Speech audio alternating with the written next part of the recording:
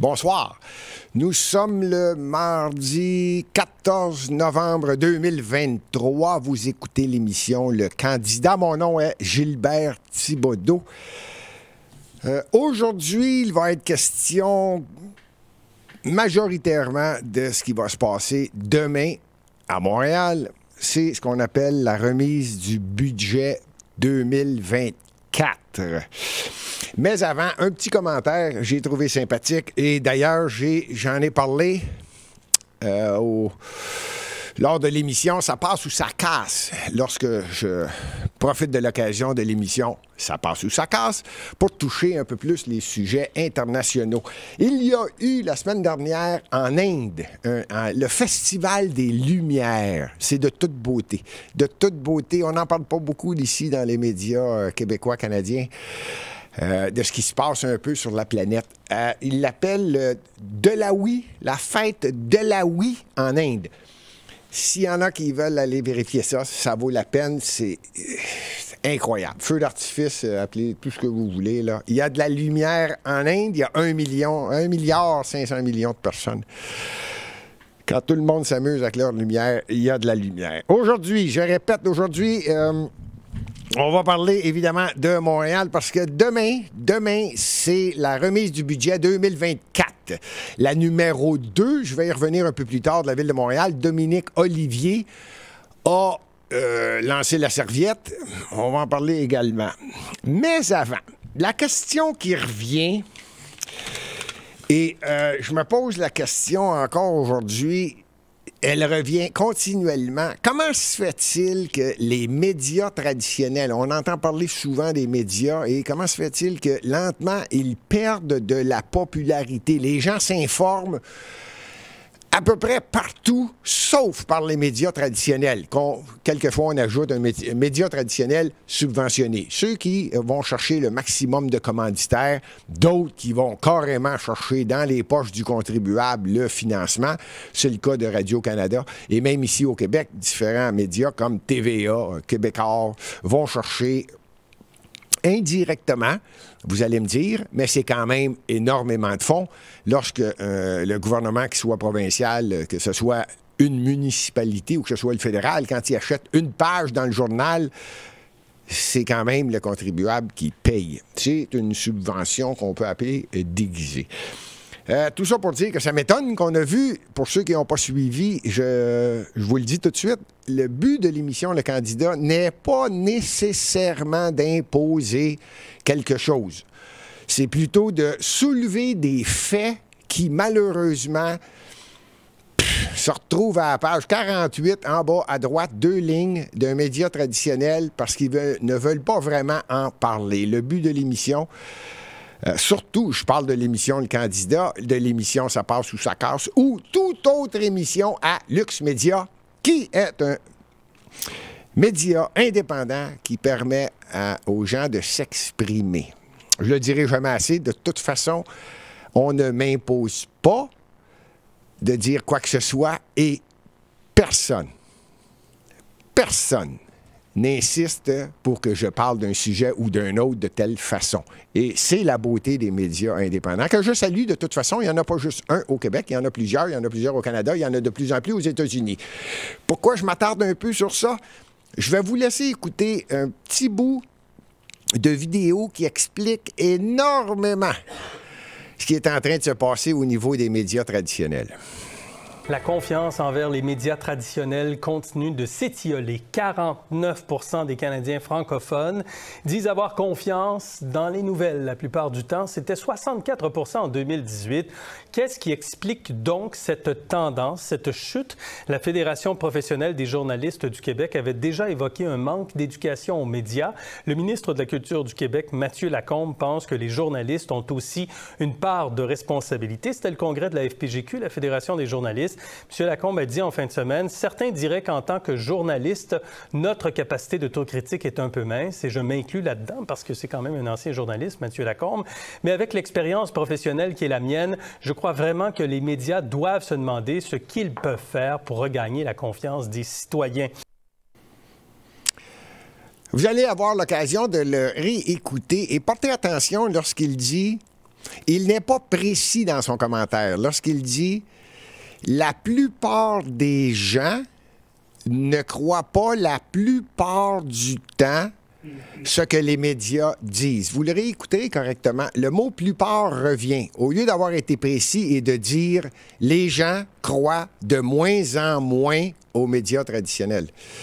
Non, c'est la plupart du temps. Ça a peut-être aidé au sondage et c'est maintenant que je dois m'excuser. J'avais dit que c'était près de 56 % sur la planète Terre des gens qui écoutaient de moins en moins les médias traditionnels et qui écoutaient autre chose, que ce soit sur une plateforme différente ou tout simplement un média indépendant. Et c'est 51 % ici au Québec. J'avais dit 56 %. Disons qu'il y a un peu de retard ici au Québec, mais on vient de traverser la barre du 50 %. C'est-à-dire que de plus en plus de gens n'écoutent pas les médias traditionnels. Moi, je n'utiliserai pas le mot « la plupart du temps ». Bon, on arrive à Montréal, on arrive au sujet de la journée et je pense que c'est un secret pour personne. J'achète pas vraiment les journaux, sauf que lorsqu'un titre m'attire et c'est un sujet ce qu'on appelle le sujet de l'heure. Alors, je vais le montrer assez, si on le voit bien, hein, je pense. Hein? Des convives d'un souper bien arrosé s'empressent maintenant de rembourser. Bon. Est-ce qu'on a aussi une photo de ça ou... Suite à la page. Ah oui, on a un commentaire. On va aller plus tard avec Valérie Plante qui, elle, se permet un peu de vin. Dominique Olivier. Dominique Olivier, c'est le numéro 2, celle qui a été nommée par la mairesse de Montréal. On l'appelle la numéro 2 parce qu'on parle toujours d'une administration municipale. Il faut toujours se rappeler que Montréal, comme toutes les villes au Québec, ne sont pas un gouvernement, contrairement à ce que quelques maires ont osé dire dans le passé. Les villes sont une entité administrative. Leur but est de servir les citoyens. Ceux de Montréal sont servis par Valérie Plante et ce qu'on appelle son bras droit, la présidente, celle qui fait le budget, le comité exécutif, celle qui gère le... En fait, la gestion est plus dans son ensemble, mais disons que le budget de Montréal, c'est 6,7 milliards de dollars. On va avoir l'occasion d'y revenir un peu plus tard. Voici ce qu'elle a déclaré, Mme Olivier, lors de sa démission. Suite à la parution d'une série d'articles des derniers jours, j'ai reçu sans cesse, et vraiment quand je vous dis sans cesse, là, c'est quotidiennement, à tout moment, de nombreux messages. Quelques messages d'appui, plusieurs messages d'appui, mais surtout des messages qui sont violents, qui sont misogynes, qui sont racistes, qui portent atteinte à mon intégrité tant morale que physique, qui vont aller du retourner chez vous jusqu'à on espère que vous avez passé le reste de votre vie en prison. Vous comprenez que dans ce genre de contexte-là, alors que nous avons d'importants rendez-vous devant nous pour les Montréalaises et les Montréalais, puis aussi parce que j'ai beaucoup de respect, tant pour le travail de tous mes collègues, pour le leadership de Mme Plante, pour la population de Montréal, je trouve que ça devient absolument impossible de permettre que la controverse actuelle mine la confiance de la population envers tout le travail qui est réalisé en ce moment. Hein, on a des fonctionnaires qui ont travaillé très fort pour préparer ce budget, le budget qu'on va avoir à présenter, pour préparer les différents choix qu'on va avoir à faire. Et il est important pour moi que l'avenir de la ville se poursuive de façon sereine. C'est pourquoi j'ai annoncé à Mme Plante mon intention de me retirer des fonctions de présidente et de membre du comité exécutif. Par ailleurs, dans l'espoir de faire la lumière, j'ai également demandé à la CFA de me recevoir vendredi matin pour que je puisse témoigner des différents choix que j'ai faits en gestion lorsque j'étais à la tête de l'OCPM. Bon, vous avez compris que j'aurais dû faire ça avec le Journal de Montréal, c'est-à-dire la deuxième nouvelle, la numéro 2 de Montréal. C'est la numéro 2 de Montréal qui part dans la controverse.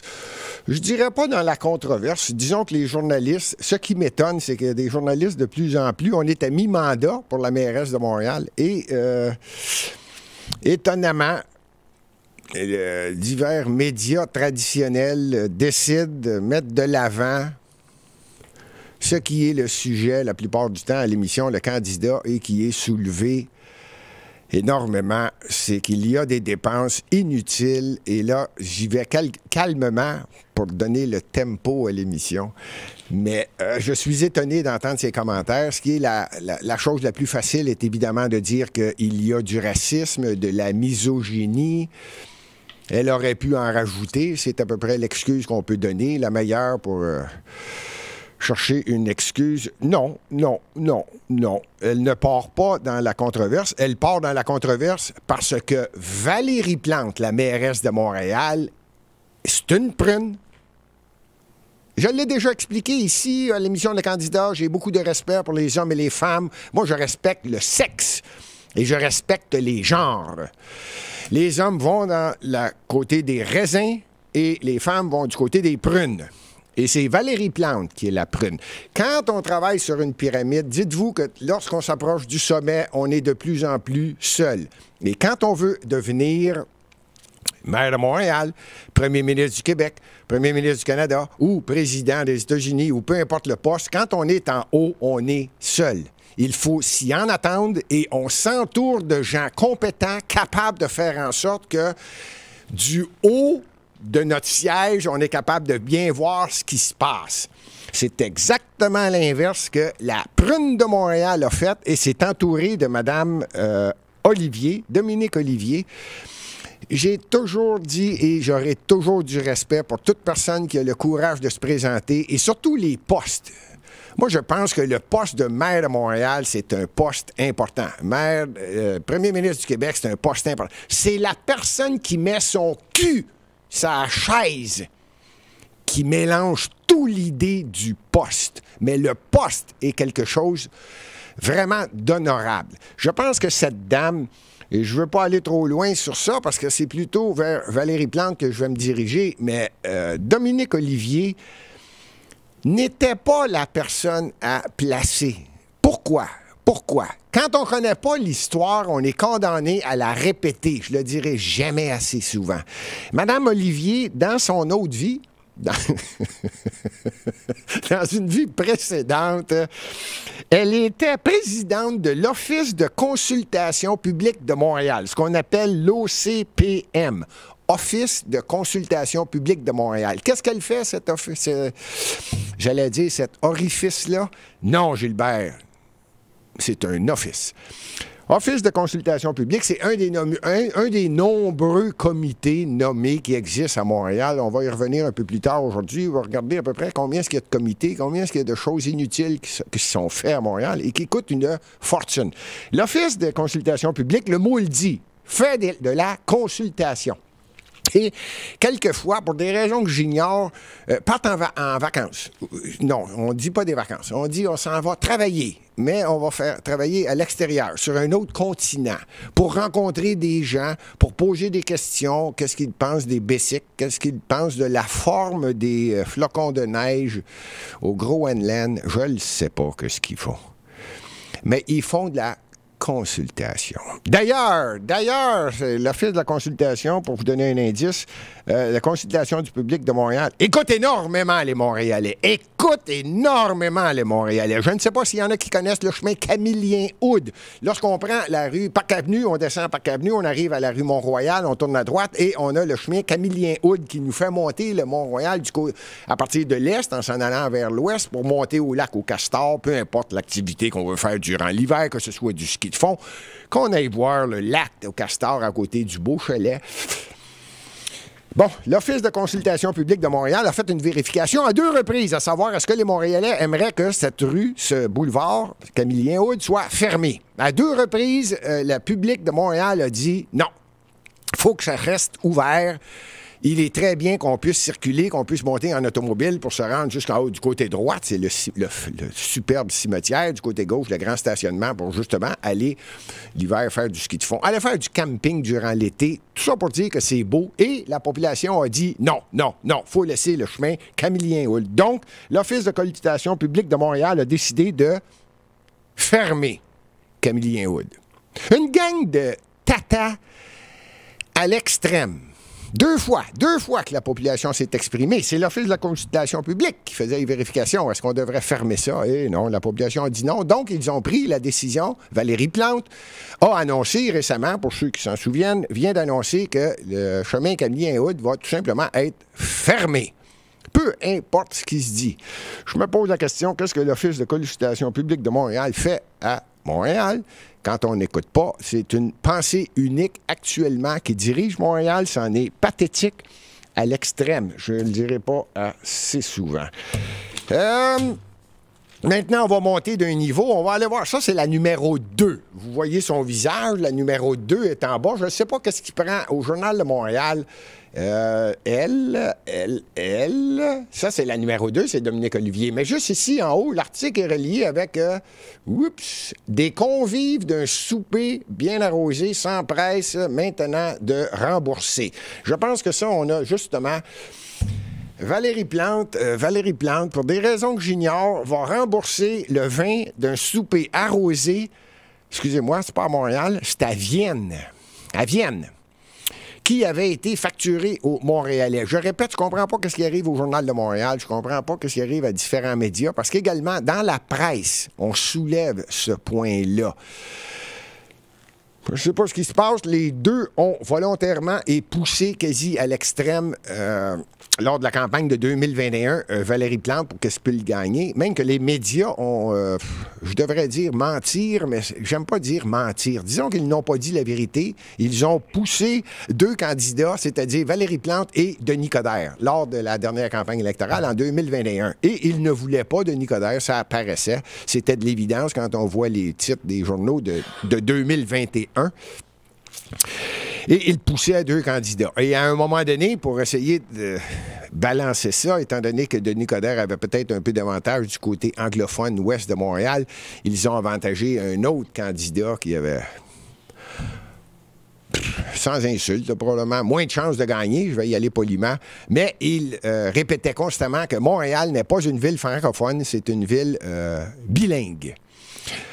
Et ce qui devait arriver arriva. Valérie Plante a gagné. Et les médias étaient bien contents. Quand je dis les médias, je m'en cache pas, là, c'est la plupart des journalistes, pour ne pas dire l'ensemble des journalistes. Et maintenant, on dirait que la Terre tourne parce que ça fait déjà 2 ans, sur le mandat de Mme Plante, on arrive à ce qu'on appelle le mi-mandat. À partir de maintenant, il reste 2 ans avant la prochaine campagne électorale. Et c'est maintenant qu'on voit le botté d'envoi pour ceux qui ont l'intention de présenter un nouveau parti avec des candidats.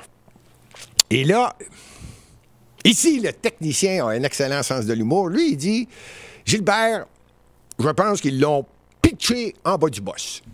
Là, alors, peut-être. Elle ne sait pas. C'est possible. C'est possible qu'il l'ait jeté en bas de l'autobus, qu'il essaie de démontrer qu'on a des problèmes actuellement à Montréal.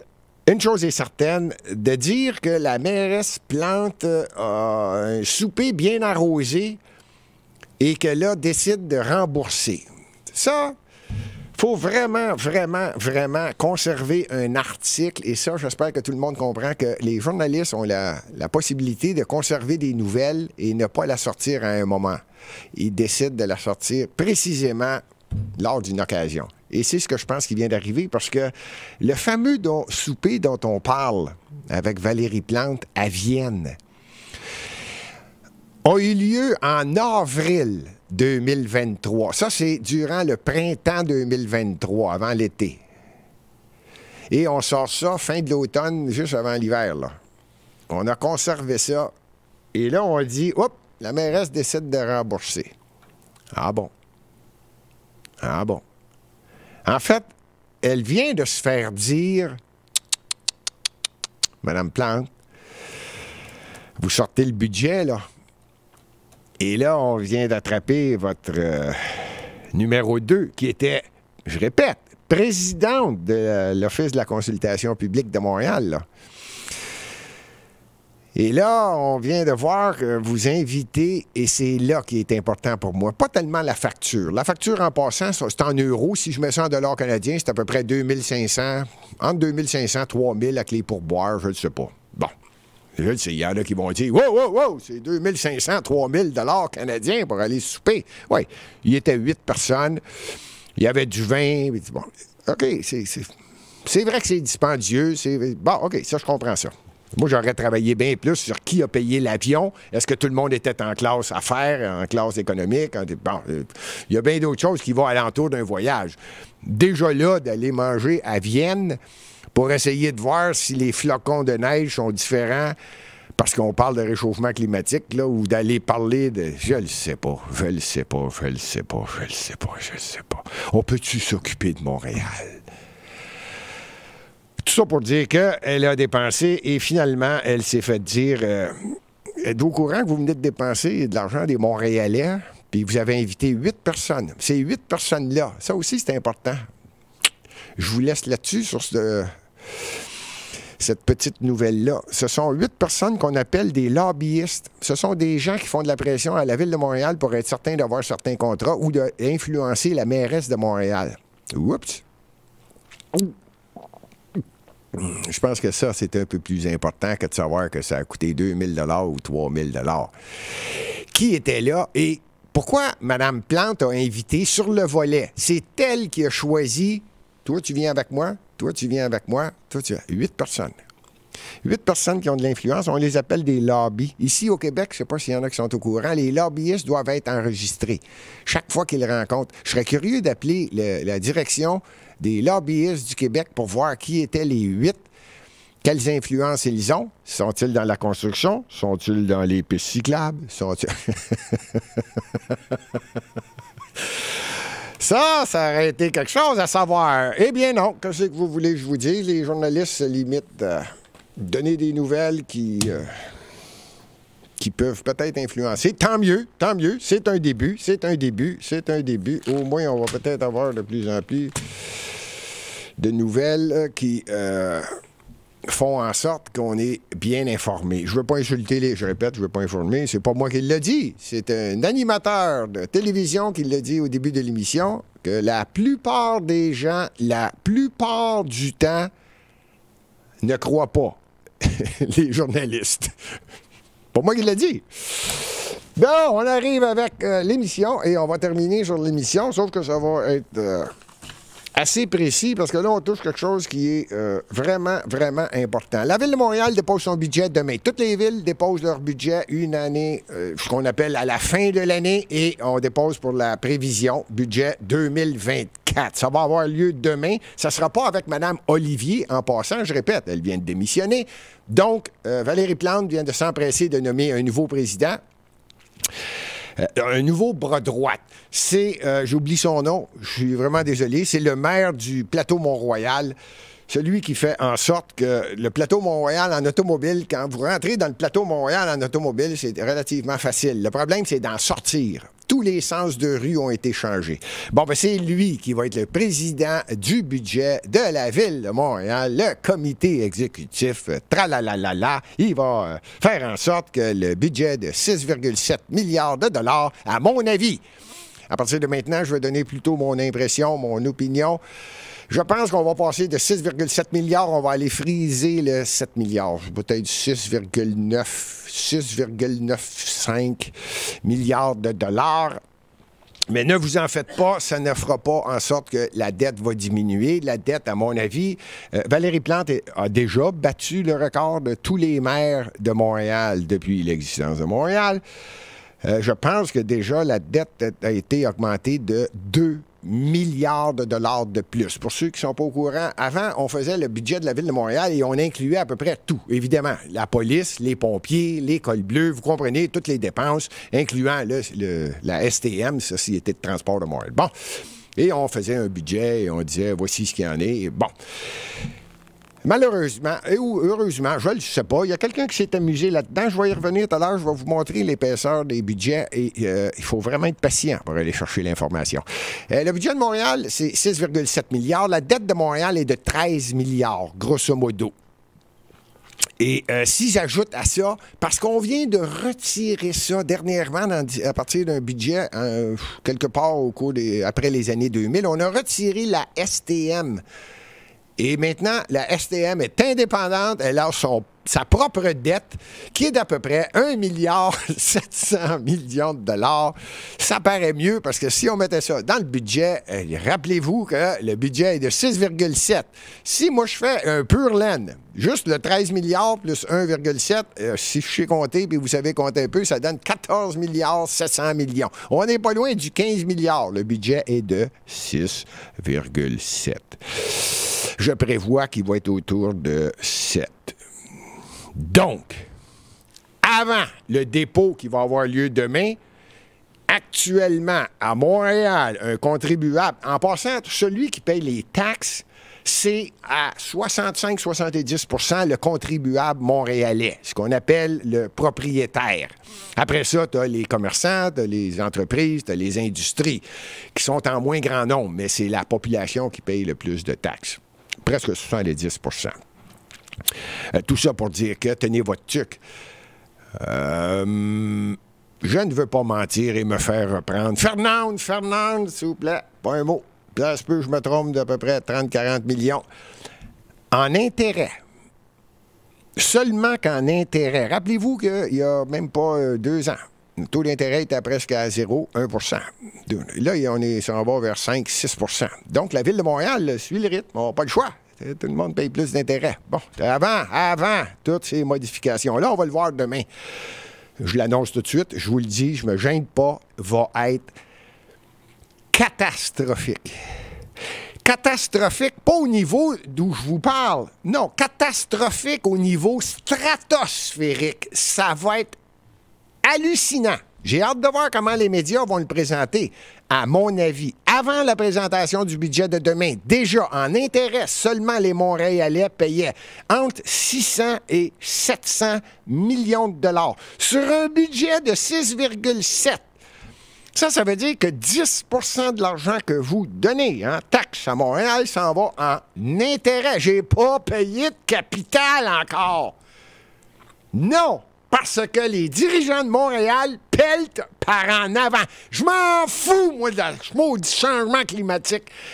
Ils peltent par en avant.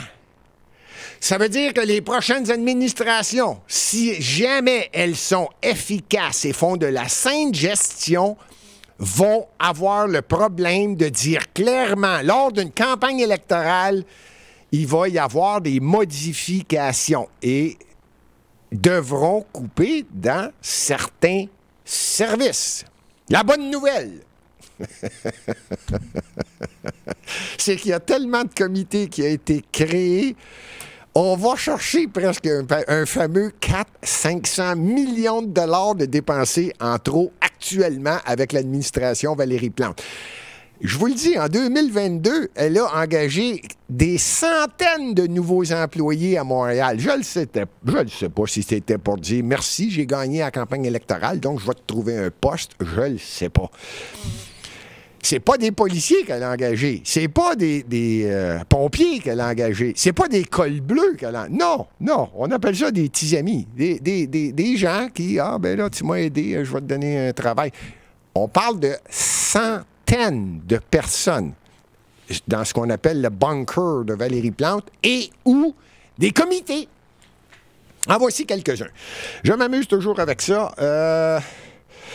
Évidemment, je viens d'en parler. On a commencé l'émission avec l'Office de consultation publique de Montréal. Ça, c'est quelques millions. Chaque comité que je vais vous nommer, c'est quelques millions de dollars. Alors, vous n'avez qu'à faire l'addition et je n'ai pas l'intention de passer l'ensemble du restant de l'émission là-dessus parce que je vais vous le démontrer et prouver qu'on atteint entre 400 et 500 millions de dollars. Il y en a une qui m'a fait rire. Je ne sais pas s'il y en a qui se rappellent de ça. Ça vient d'être créé, un nouveau commissaire, un nouveau poste. Commissaire à la lutte au racisme et à la discrimination systémique. Bon, ça, c'est un commissaire qui est nommé par la mairesse de Montréal. Il y en a eu un, pas si longtemps, avant celle que je vais vous nommer là, Boshra Manahi. Boshra, mais désolé, là, peut-être Manaï. Boshra Manahi.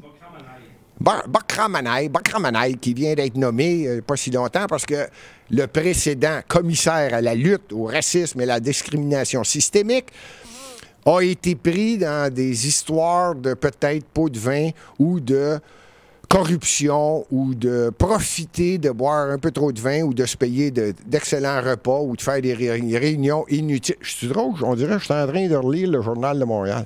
En tout cas, elle vient d'être nommée et c'est drôle, on a peut-être quelques problèmes actuellement à Montréal.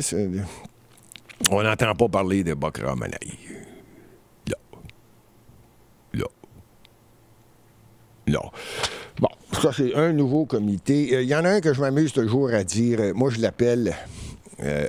ça a été nommé... Ça fait pas si longtemps.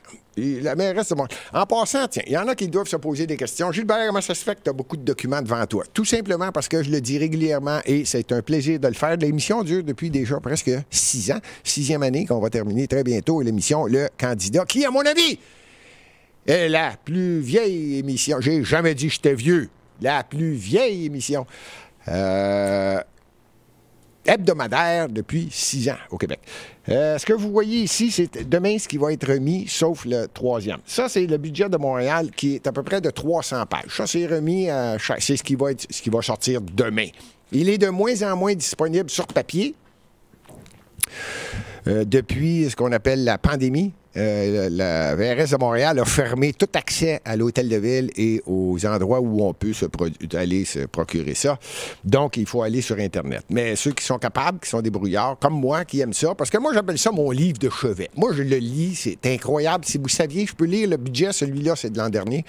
Non, il y a 2 ans. L'an dernier, on n'a pas été capable d'aller chercher. Non, on ne pouvait pas rentrer. On ne pouvait pas rentrer nulle part. Fait que là, j'ai dit, tiens, cette année, on va aller le chercher sur Internet. Ça, celui-là, c'est il y a 2 ans. Après ça, on peut mettre la main. Ça, c'est plus difficile. Ça, moi, j'aime ça parce que celui-là, c'est tout à fait normal. C'est ce qu'on appelle le programme triennal d'immobilisation. C'est un programme sur 3 ans en fonction des projets qui vont être donnés. En résumé, il vous donne à peu près toutes les promesses qui ne tiendront pas. C'est très, très, très bien fait.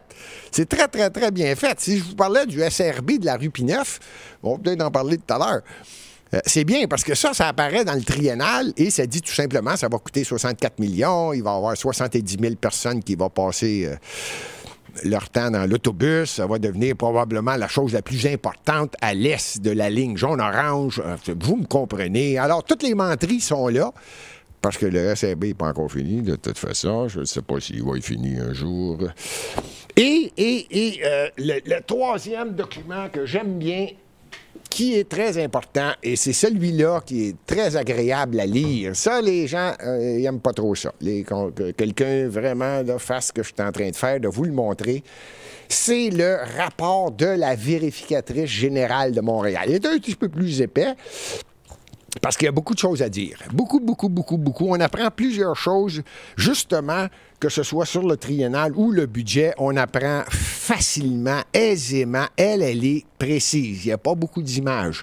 Valérie Plante, depuis quelques années, a pas mal retiré la précision des graphiques. Et là, c'est devenu du texte. Je peux vous en donner un exemple un peu plus tard. Là, c'est... Tu commences la phrase, tu finis la phrase, puis tu te demandes ce que tu viens de lire. C'est pas ça. Le rapport de la vérificatrice générale, croyez-moi, c'est précis, c'est clair. Alors, moi, c'est ce que j'attends. Celui de la vérificatrice générale, n'essayez pas de l'avoir en même temps demain. Elle doit mettre la main sur le budget. Elle a un gros bureau, pas mal d'employés pour faire la vérification de tout ce qui a été dit, ce qui a été fait au cours de l'année en cours. Fait qu'elle sort son rapport plus tard. Ça sera pas demain. Demain, on va avoir La prévision 2024, le budget 2024 et sur quoi se base l'administration actuelle, dont celle qui vient de démissionner, qui fait partie de celle qui a évidemment travaillé sur la présentation de ce budget-là. Elle n'y sera pas. Je ne pense pas. Je ne pense pas. Elle a démissionné. Je ne sais pas. Je pense pas. Probablement que ça va être le maire du plateau Mont-Royal qui vient de recevoir la nomination, qui va être là demain. Mais c'est à suivre. Je vais faire une émission spéciale parce que ce que je dis aujourd'hui, je vous le dis, je vais le répéter et je vais avoir... Là, cette fois-là, je vais aller me chercher pas mal tous les journaux, voir comment les journalistes traitent l'information. Parce que, je répète, il va être catastrophique. Pourquoi? Je continue sur un autre comité, puis après ça, on va aller dans le pourquoi je pense que ça va être catastrophique. Celui-là, quand je fais des chemises, c'est parce qu'il y a des dossiers, il y a des comités qui sont créés que je trouve totalement ridicules. Je viens de parler de la vérificatrice générale de Montréal. Il y a un bureau qui a été créé lors de la commission Charbonneau ou autour de la commission Charbonneau, pas longtemps après, et un maire de Montréal s'en est rappelé, puis lui, il a dit, pour être élu, il faut que je dise que moi, je vais faire quelque chose de big. On va faire quelque chose de big à Montréal, puis les gens vont être impressionnés. Alors, il a créé le BIG.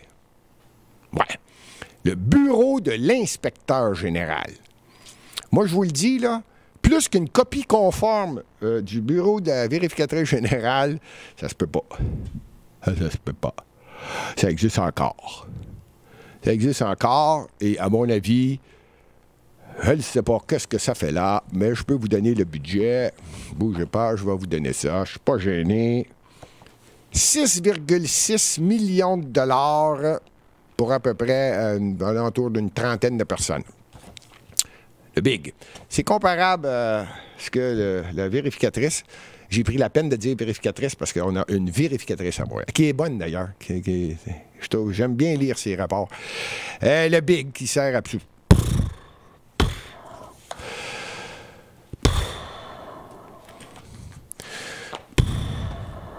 Si je vais plus loin, je vais commencer à tout lancer, là. Je suis bien de me calmer. Voici les nouveaux et les principaux programmes à Montréal que je vais prendre la peine de vérifier. Là, je vais y aller rapidement parce que je veux pas... Il y en a qui... Ça va leur sonner une cloche, là. Des choses les plus importantes, c'est dans l'ordre, évidemment. À Montréal, la chose la plus importante, c'est d'augmenter et de développer et optimiser... Mon Dieu, il y a bien des mots dans ça. Développer, optimiser, boy. Le réseau cyclable de Montréal, 90 millions de dollars. Ouais, ça inclut pas le 250 millions sur 5 ans de façon à ce que les pistes cyclables soient déneigées avant les routes. On vient de l'ajouter ici. Ben oui, c'est 86,8 millions plus 18 millions. Ça, c'est pour les lignes blanches. Qu'on voit quand on passe à côté d'une piste cyclable, il y a des lignes. Oui. C'est la chose la plus importante dans la métropole du Québec. Le réaménagement de la rue Sainte-Catherine, 138 millions. Le complexe... Pourquoi je vous donne quelques chiffres? Parce que je vous le dis, là.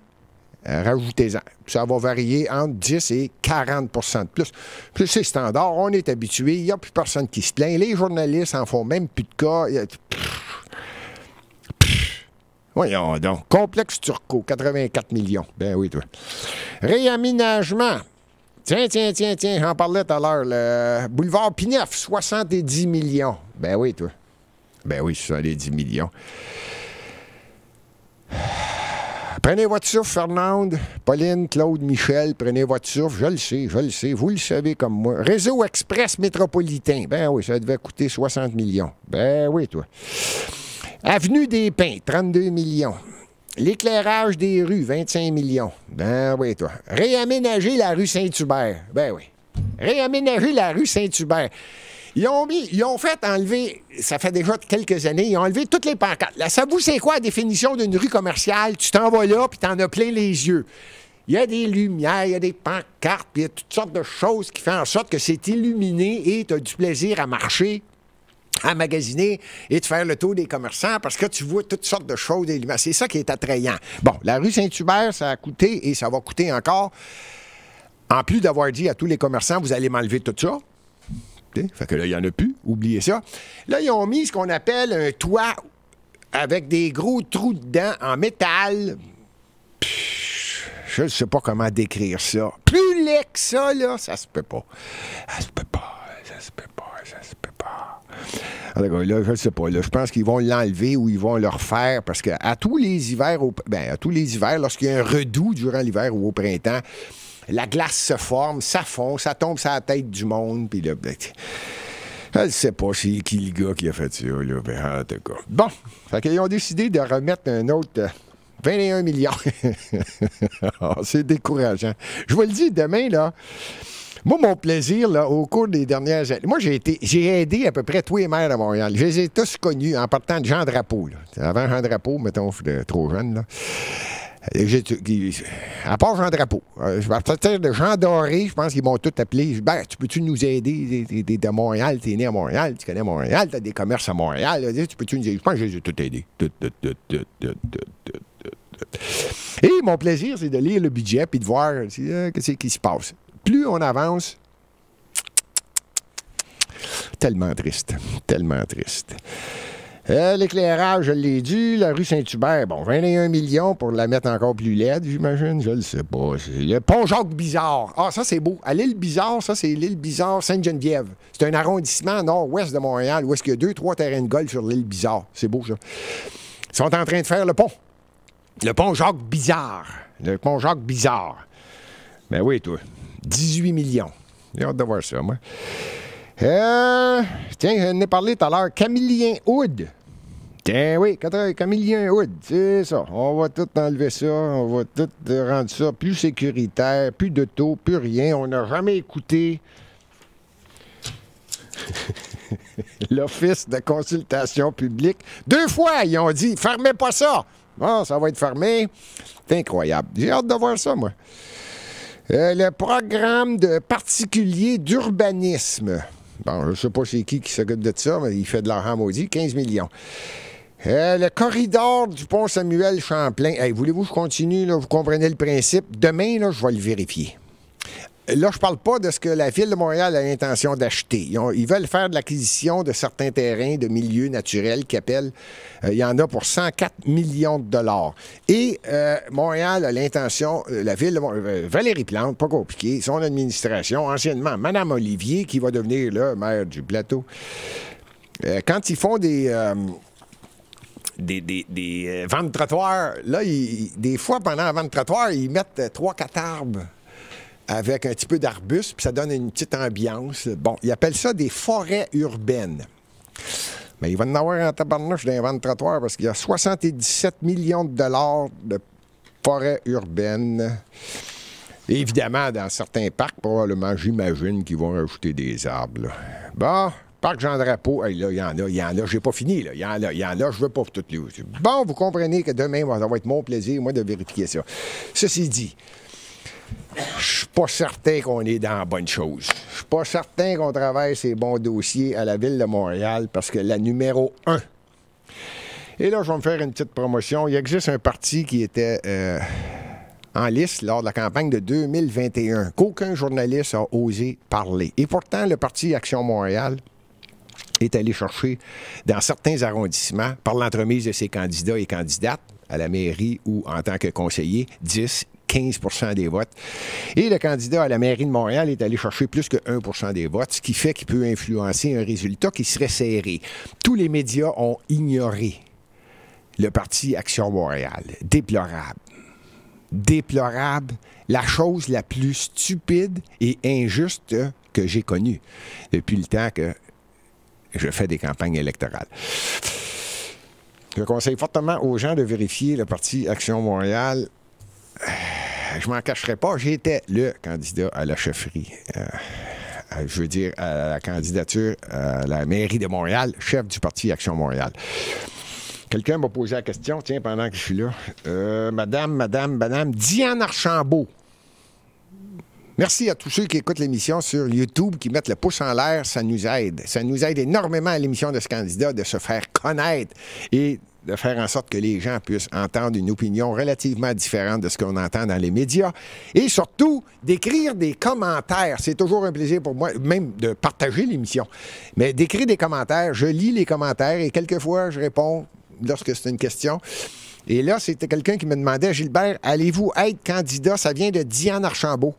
Allez-vous être candidat en 2024? Madame Archambault, je ne peux pas être plus précis que ça. Ça fait déjà près de 6 mois, 1 an. Tous les journalistes qui couvrent Montréal, on n'a pas pris de chance. Tous les journalistes qui couvrent une municipalité au Québec, dont Montréal, ont reçu un avis, il y a déjà plus de 6 mois, que Gilbert Thibodeau conserve le poste, a été élu en assemblée lors d'une réunion des membres. J'ai été réélu chef du Parti Action Montréal, et tous les médias ont reçu l'intention de Gilbert Thibodeau d'être candidat en 2024. Je ne peux pas être plus clair que ça, là. À mon avis, les médias traditionnels ne font pas leur travail, ne peuvent pas dire qu'ils ne me connaissent pas. Ils me connaissent tous. Ils m'ont généralement vu quelque part lorsque je fais une allocution, ou tout simplement, s'ils sont des vrais journalistes ou des gens compétents, ils n'ont qu'à vérifier au bureau du directeur général des élections du Québec. Tout est inscrit, le nom, le prénom. Et si vous voulez avoir mes antécédents, je pense qu'ils ont la couleur de mes petites culottes. Ou presque. Ceci dit, la chose la plus importante à Montréal, j'ai hâte de voir si on va soulever le point tôt ou tard. À mon avis, c'est 3 choses. Mais la première, la plus importante, c'est le parc immobilier. Je le dirai jamais assez. Et je le répète, je le répète, je le répète. Le parc immobilier, tant il y a aussi longtemps qu'on ne le prendra pas en considération, c'est pas le temps de parler de logements abordables ou de logements accessibles. Non, parlez pas de ça. Parlez du parc immobilier, ce dont la mairesse de Montréal et surtout sa numéro 2 ne parlait pas. Valérie Plante et d'ailleurs toute son équipe, et d'ailleurs l'opposition, les élus qu'on voit à l'opposition à Montréal, là, qu'on n'entend jamais parler. Des fois, je me demande s'il y a une opposition. Il serait peut-être temps de parler de parc immobilier, puis je le ferai pas 100 fois, le calcul, là.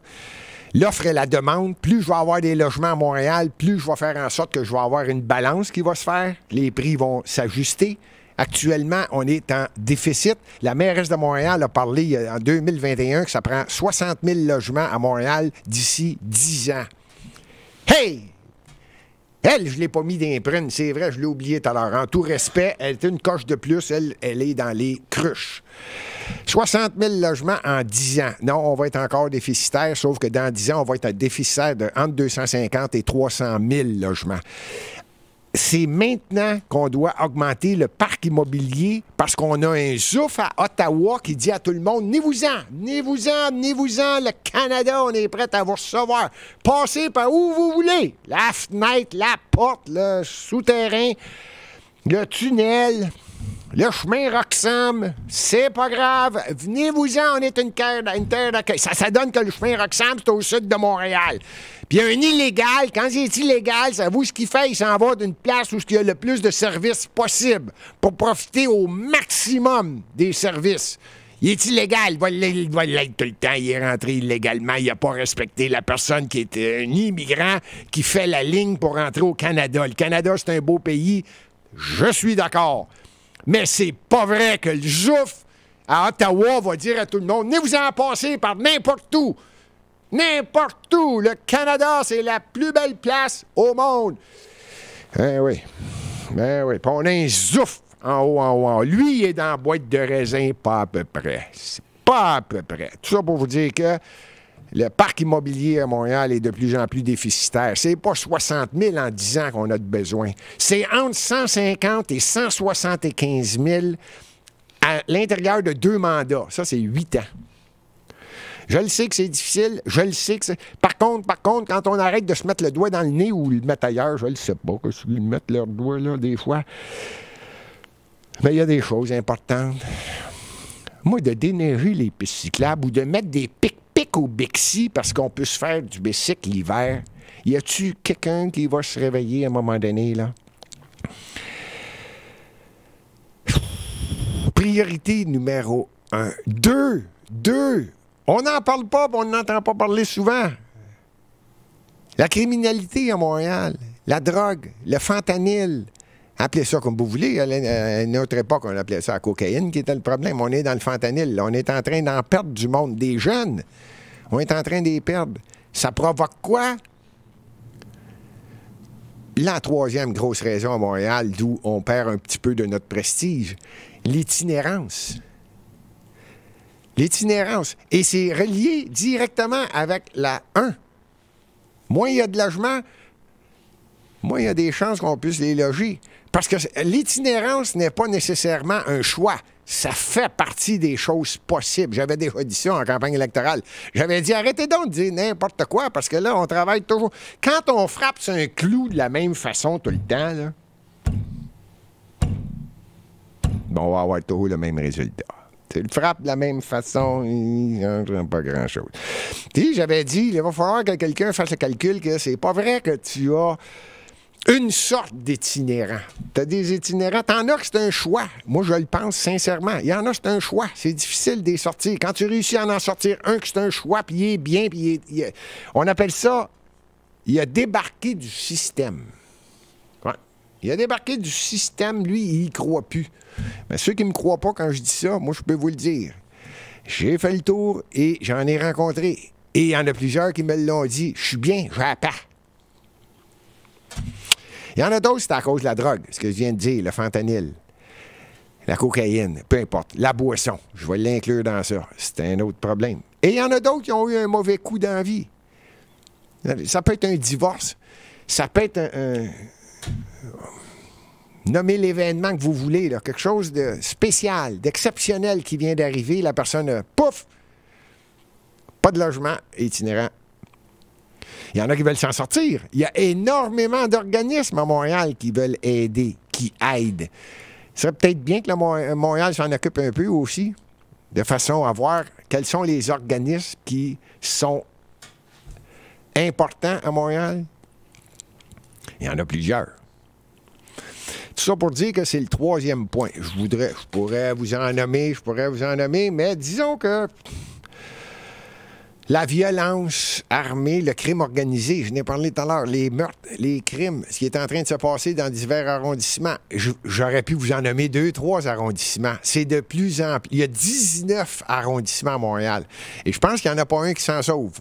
Presque tous les arrondissements s'aperçoivent lentement du problème. Non seulement du logement, il y en manque dans le parc immobilier dans tous les arrondissements, mais au niveau du crime, au niveau de l'itinérance, au niveau de la drogue, il y en a de plus en plus. J'ai hâte de voir. Et le point, je termine là-dessus, parce que là, j'aurais pu faire ça. J'attends le budget de demain. Je vais faire une émission spéciale. On est mardi. Et probablement, la semaine prochaine, mardi prochain, ça va être une émission peut-être d'une heure, peut-être un peu plus. On va en profiter, faire le tour du budget, grosso modo, pour voir ce qui sont les gros chiffres. Mais je termine. La Ville de Montréal est, à mon avis, et je le dirai jamais assez, la plus belle ville au Québec, au Canada et sur la planète. Le problème n'est pas sur la beauté de la ville et son développement. On a eu des maires qui ont été fantastiques. On a eu les Olympiques. Montréal, c'est une ville olympique. Il faut s'en rappeler de ça. C'est pas tout le monde qui aime le stade olympique. Il y en a qui l'appellent la bolle de toilette. C'est pas grave, ça. C'est pas grave. On a eu les Olympiques et on fait partie d'une ville olympique. C'est une ville sportive. C'est peut-être le temps de s'occuper des centres sportifs. Il n'y en a pas à Montréal-Nord. Je ne l'ai pas nommé, mais à Montréal-Nord, il y a un centre. Là, la ville est supposée de mettre 86 millions dans le centre sportif. Il faudrait que chaque arrondissement soit capable de développer leurs enfants au niveau physique, au niveau mental, au lieu de les laisser aller dans la rue. Ça commence par le sport, ça commence par des activités, faire en sorte qu'ils socialisent au lieu de s'asseoir dans leur chambre et de pitonner puis de dire « Ah, t'es belle, ma pitoune ». J'avais dit que je ne me choquerais pas, mais je ne suis pas capable. Pas capable. Et finalement, la propreté à Montréal, va falloir que quelqu'un s'en occupe parce que, je répète, Montréal est une des plus belles villes en Amérique du Nord et il faudrait qu'on s'occupe de sa propreté. J'ai hâte de voir le budget. C'est demain. On se revoit. Salut. Tchou.